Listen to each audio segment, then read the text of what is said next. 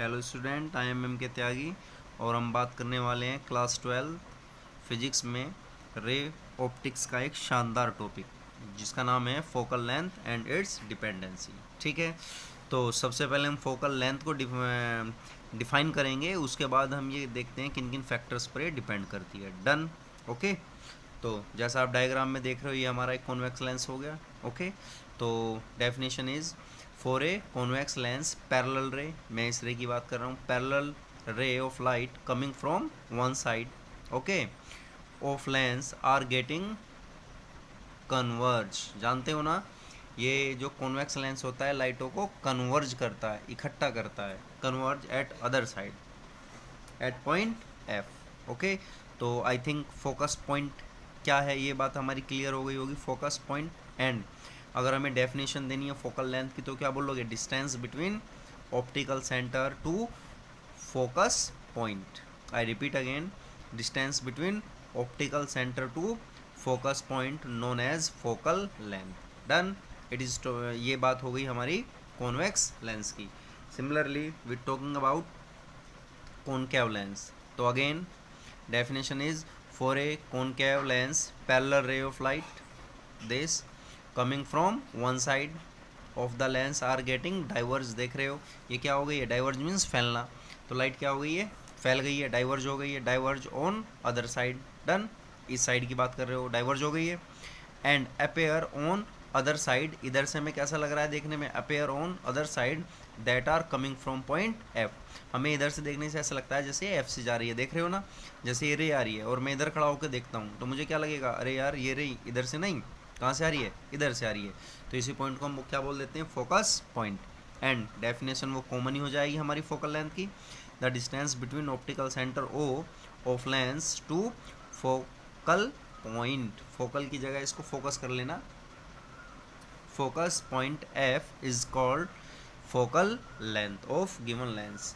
ठीक है, तो मान लीजिए डेफिनेशन आ जाती है हमारी फोकस पॉइंट की। तो फोकस पॉइंट, अब ये बात है कॉन्वेक्स लेंस के लिए कॉनकेव, कॉन्वेक्स के लिए आता है तो ये लिखना है, कॉनकेव के लिए आता है तो ये लिखना है। और डेफिनेशन आ गई है हमारी फोकल लेंथ की, तो हमें क्या करना पड़ेगा?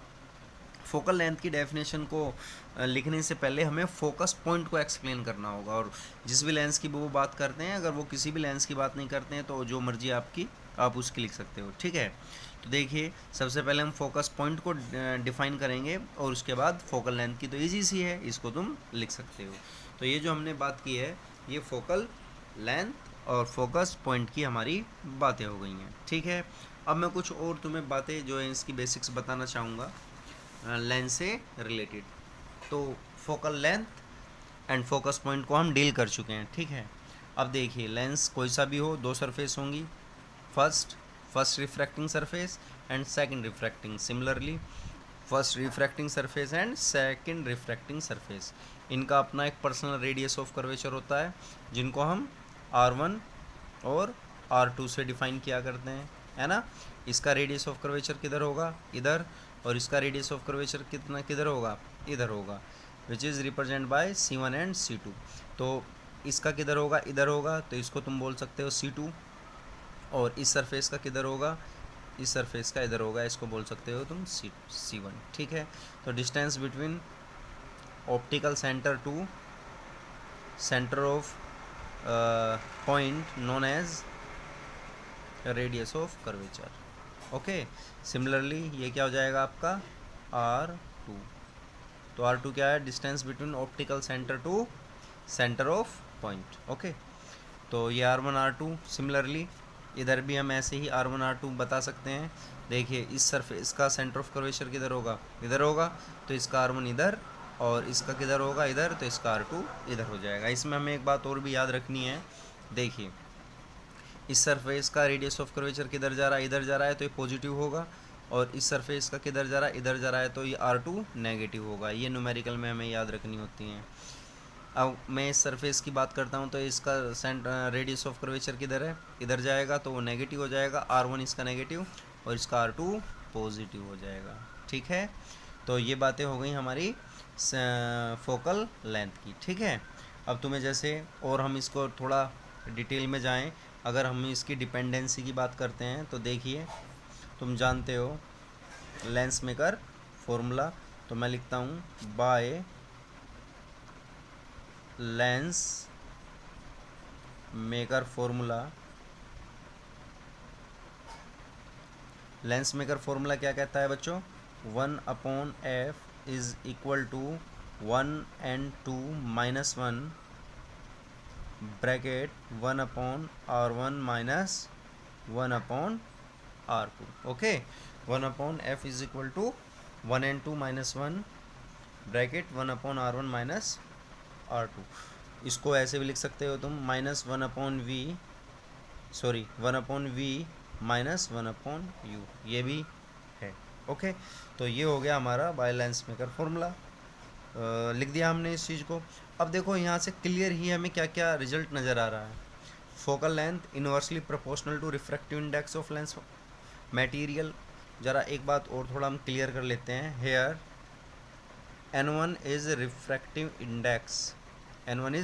Index of surrounding and n2 refractive index of lens. ठीक है, n1 refractive index of surrounding where n2 refractive index of lens material. तो जैसे यहाँ 1 n2 लिखा हुआ है, तो तुम इसको क्या लिख सकते हो? हमें पता है ना, एक प्रॉपर्टी होती है रिफ्रैक्टिव इंडेक्स की, 1 n2 is equal to n2/n1, ऐसे भी इसको लिखा जा सकता है। ठीक है, तो ज़रा देखिए, focal length inversely proportional to refractive index नज़र आ रहा है। एक तो ये रिफ्रैक्टिव इंडेक्स पर डिपेंड करेगी, दूसरा रेडियस ऑफ कर्वेचर पर, और तीसरा वेवलेंथ ऑफ लाइट पर। ठीक है, तो मैं इन चीज़ों को बारी बारी से लिख देता हूँ। तो पहला पॉइंट क्या देख रहे हैं हम? पहला point, focal length inversely proportional to refractive index of lens material. Okay, तो first result is focal length f inversely proportional to refractive index of lens material. It means for more refractive index lens material, focal length will be minimize। इसका meaning क्या हुआ? जैसे कि मान के चलो एक लेंस है हमारे पास ग्लास का बना हुआ, और दूसरा लेंस है हमारे पास मान लीजिए वाटर का बना हुआ है। ठीक है, तो फोकल लेंथ किसकी होगी? फोकल लेंथ वाटर की ज़्यादा होगी। जो लेंस वाटर से बना हुआ है, वाटर से बन नहीं सकता है, मान लीजिए आइस से बना हुआ है। ठीक है, तो फोकल लेंथ उस मटेरियल की, उस लेंस की ज़्यादा होगी जिस लेंस के मटेरियल का रिफ्रैक्टिव इंडेक्स जितना ज़्यादा कम होगा। क्योंकि तुम्हें पता है, देखिए क्यों, क्योंकि अगर रिफ्रैक्शन कम होगा तो रे दूर जाएगी, तो फोकस पॉइंट दूर आएगा, और फोकस पॉइंट दूर आएगा तो फोकल लेंथ भी ज़्यादा होगी। ठीक है, and second point, focal length increase with radius of curvature of both surface. Means अगर हम r1 को इंक्रीज़ करते हैं तो फोकल लेंथ भी इंक्रीज़ होगी, r2 को इंक्रीज़ करते हैं तो भी फोकल लेंथ इंक्रीज़ ही होगी। ओके, और एक मैं और डाटा बताना चाहूँगा तुम्हें यहाँ, अगर r1 r2 में से कोई भी इन्फिनिटी हो जाए तो फोकल लेंथ हो जाती है जस्ट ट्वाइस। जैसे भाई इन्फिनिटी कब होगी? जैसे हमने ये लेंस लिया है ना, मैं इसको प्लेनो कॉनकेव लेंस लूँ, क्या कौन सा बोला है मैंने? प्लेनो कॉनकेव या प्लेनो कॉन्वेक्स। तो उसमें क्या होगा? एक सरफेस जो है वो बिल्कुल पैरेलल हो जाएगी, ऐसे हो जाएगी, और दूसरा सरफेस थोड़ा कर्व शेप में होगा। तो अगर मान के चलो ये लेंस है ना, इसकी फोकल लेंथ f है। ओके, और मैं इसको कट कर देता हूँ बीच में से, ऐसे हमने इसको काट दिया है, तो ये कुछ इस शेप में आ जाएगा। तो इसकी जो अब नई फोकल लेंथ होगी वो पहले की कंपेयर में ट्वाइस हो जाएगी, है ना। तो तुमने क्या देखा? तुमने देखा कि जैसे ही हमने r को इंक्रीज़ करना स्टार्ट किया तो फोकल लेंथ भी इंक्रीज़ हो जाती है। ठीक है, दो रिजल्ट आ गए हैं, और थर्ड रिजल्ट क्या है वो देखते हैं। थर्ड रिजल्ट है focal length directly proportional to wavelength of light. तो देखिए स्टूडेंट, थर्ड पॉइंट मैंने लिख दिया है, क्या है? Focal length of lens directly proportional to wavelength of light. It means focal length for red colour is more than violet colour. याद रखोगे, रेड कलर के लिए फोकल लेंथ ज़्यादा होने वाली है कंपेयर टू वॉयलेट कलर। तो there are 3 factors dependency of focal length. focal length inversely proportional to refractive index of lens material. Second, focal length increase the radius of curvature. And last one is focal length of lens directly proportional to wavelength of light. ठीक है, तो ये हमारे हो गए तुम्हारे dependency of focal length. ठीक है, अब देखिए मैं यहाँ एक बात और बताना चाहूँगा जो इम्पोर्टेंट है. ये सारी बातें की हैं हमने लेंस से रिलेटेड. अगर यहाँ लेंस ना होकर मिरर आ जाए तो ये चीज़ हमारी गलत बन जाती है, ये चीज़ गलत बन जाती है, ये चीज़ हमारी सही है. क्योंकि मिरर के केस में फॉर्मूला होता है F=R/2. I talking about only mirror. अब मैं मिरर की बात कर रहा हूँ, है ना. तो F= क्या होता है R/2. और मिरर से होता है रिफ्लेक्शन. क्या होता है? रिफ्लेक्शन. तो रिफ्लेक्शन में रिफ्रैक्टिव इंडेक्स तो आएगा नहीं, क्योंकि रिफ्रैक्टिव इंडेक्स का जो कॉन्सेप्ट है ये आता है रिफ्रैक्शन में, रिफ्लेक्शन में नहीं आता है. ठीक है, तो हमें याद रखना है फोकल लेंथ ऑफ मिरर. इसको नोट कर लेना अपनी कॉपी में, जहाँ पर भी तुम चीज़ें को रखते हो. Focal length of mirror does not depend upon lens material, sorry mirror material. Okay, I repeat again, focal length of mirror does not depend upon mirror material, refractive index of mirror material. Okay, दूसरी बात focal length.